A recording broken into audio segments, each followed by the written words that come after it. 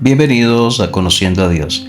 Encontramos enseñanza en la Escritura acerca de verdades espirituales que Dios de alguna manera deja una marca, una señal, un evento, una ceremonia física, externa, visible, que representa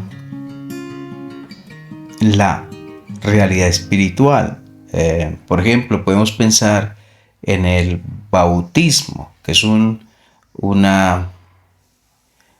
algo que se hace visible, externo, pero que representa una verdad espiritual. La persona no nace de nuevo en el bautismo. La persona nace de nuevo al colocar la fe en el Señor Jesucristo. Y cuando se bautiza, es como una representación externa visible de algo que ya sucedió cuando colocó su fe en el Señor Jesucristo, cuando llegó a ser hijo o hija de Dios. Entonces, por decirlo, una ceremonia, un acto externo, visible, físico, representa una verdad espiritual, pero no reemplaza la verdad espiritual. Es decir, la persona no llega a ser hija de Dios por bautismo, en este ejemplo, sino por la fe en Cristo. Y cuando vemos Génesis capítulo 17, Dios manda algo a Abraham. Versículo 9 dice: dijo de nuevo Dios a Abraham: en cuanto a ti guardarás mi pacto, tú y tu descendencia después de ti por sus generaciones. Este es mi pacto que guardaréis entre mí y vosotros, y tu descendencia después de ti. Será circuncidado todo varón entre vosotros. Circuncidaréis pues la carne de vuestro prepucio, y será por señal del pacto entre mí y vosotros. La circuncisión habla de cortar la piel que cubre el extremo del órgano masculino. Viéndolo de manera científica, representa algunos beneficios. Puede representar algunos beneficios. De manera espiritual, Dios deja una enseñanza. La enseñanza es, y lo vemos en capítulo 2 de Colosenses, hablando del Señor Jesucristo, versículo 9, porque en él habita corporalmente toda la plenitud de la deidad. Y vosotros estáis completos en él, que es la cabeza de todo principado y potestad.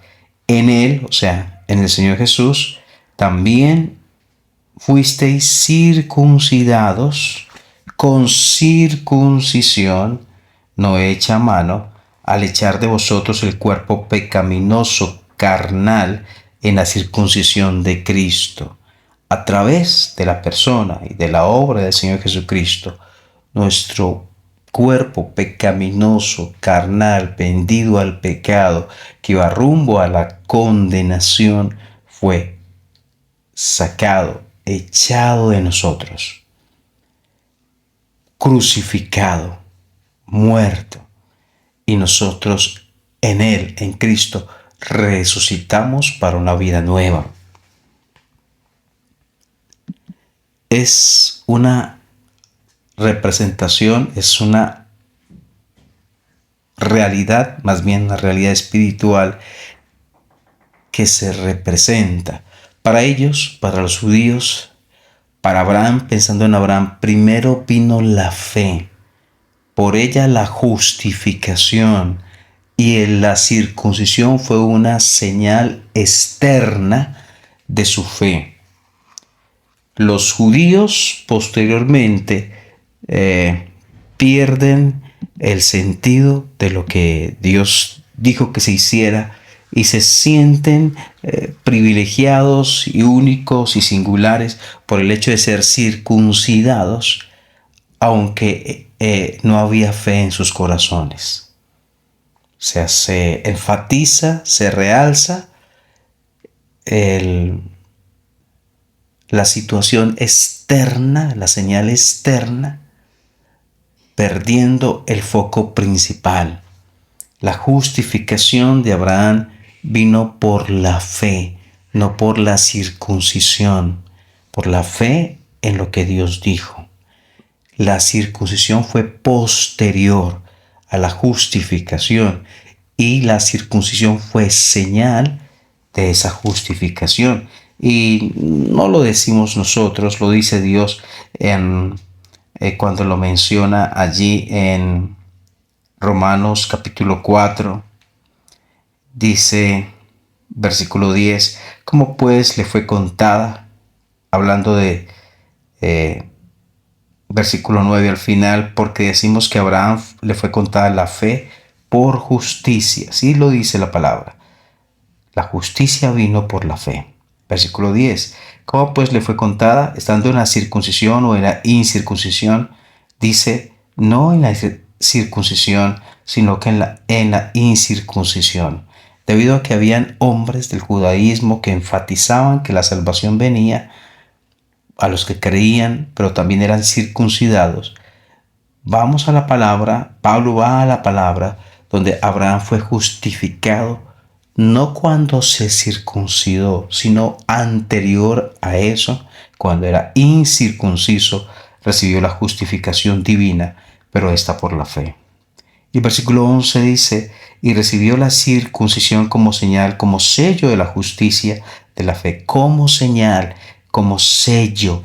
No, la circuncisión no es la justicia o no es la razón de la justificación, es una marca de que está justificado, como sello de la justicia, de la fe que tuvo estando aún incircunciso para que fuese padre de todos los creyentes no circuncidados, a fin de que también a ellos les fuese contada por justicia. Muy bien. Entonces el Señor manda allí en Génesis 17 que todo varón sea circuncidado. Lo dice en el versículo desde el 12, varón de 8 días, la circuncisión, todo el nacido en casa, versículo 13, y que el varón incircunciso sería cortado del pueblo. Aquí el problema no es circuncisión o circuncisión, más bien que la evidencia por la cual se llegaba a la circuncisión era que se creía la palabra de Dios. Si alguien no se circuncidaba, estaba revelándose la palabra de Dios, no había fe en él, así que no hacía parte del pueblo. El pueblo lo hacía la fe que los unía. La fe y la obediencia, la fe que lleva a la obediencia a la palabra de Dios. ¿De dónde sacamos eso? Lo sacamos de lo que dice el versículo 14, que el varón incircunciso será cortada del pueblo, ha violado mi pacto. Y después Dios hace algo que solamente sucede con la esposa de Abraham. Dios le cambia el nombre. Es la única vez en todas las escrituras que Dios le cambia el nombre a una mujer. Y ya no se llama Sarai, sino Sara. Sara será su nombre, el nombre dado por Dios. Y un hijo vendría de ella. Y se lo dice Dios en el versículo 16. A través de ella vendrá la promesa. Versículo 17 dice, Abraham se postró sobre su rostro y se rió, dijo en su corazón, a hombre de 100 años ha de nacer hijo, y será ya de 90 de concebir. Pareciera que Abraham dudaba, pareciera que hubo algo de incredulidad en él, y pensaba que Ismael sería a través de quien vendría la promesa de Dios. Y por eso dice el versículo 18, y dijo Abraham a Dios, ojalá Ismael viva delante de ti. Dios le dice, respondió Dios, ciertamente Sara, tu mujer, te dará a luz un hijo, llamará su nombre Isaac, y confirmaré mi pacto con él como pacto perpetuo para sus descendientes después de él. Sería a través de Abraham, a través de Isaac, el hijo de la promesa.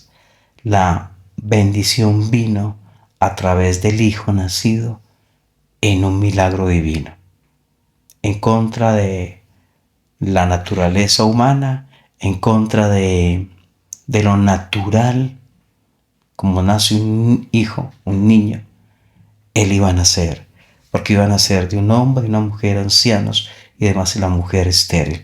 Solamente un milagro haría posible tal cosa. Y pensamos a alguien más que vino a través de un milagro, no por la relación hombre-mujer, sino por la obra del Espíritu Santo en una mujer, quien concibió sin la participación humana, el Hijo de la promesa, nuestro Señor Jesucristo. Y a Dios, al Señor, sea la gloria. Dios te bendiga.